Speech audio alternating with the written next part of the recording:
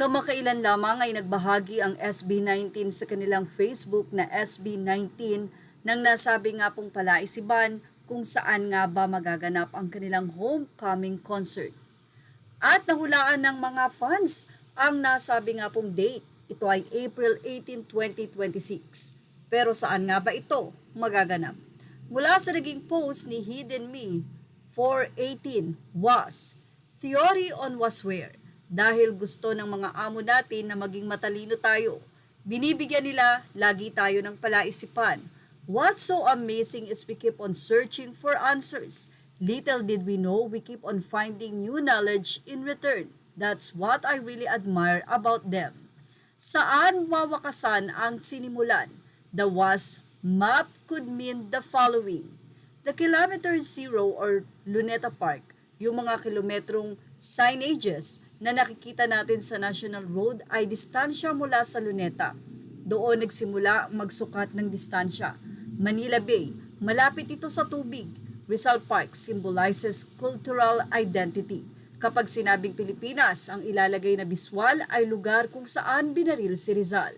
They were there when they performed Alab and Go Up, ang awit na nagpasibol ng bagong pangarap. Ang post na ito ay hindi upang lumikha ng diskusyon. Umaasa pa rin tayo na sana sa hindi mainit na lugar ganapin ang concert. Pero magtiwala tayo sa mga amo natin. Dati ayaw din natin sa PH Arena dahil sa di magandang karanasan ng iba. Pero nung SB19 na ang nag-concert, nag-iba ang ihip ng hangin. Punong-puno ng sorpresa. Napakaganda. Theory lang naman ito. Imagine that sea of 18 from different walks of life. Hindi lang 55,000, it could even reach hundreds of thousands. May sarili tayong festival.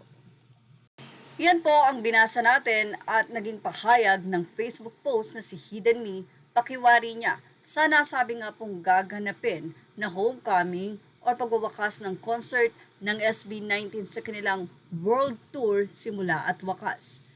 Dito nakalagay ang the kilometer zero marker in the Philippines is located Rizal Park, Luneta in Manila, a marble marker across from the iconic Rizal Monument, serving as the official reference point for measuring distance to all points in the country, especially for National Highway in Luzon.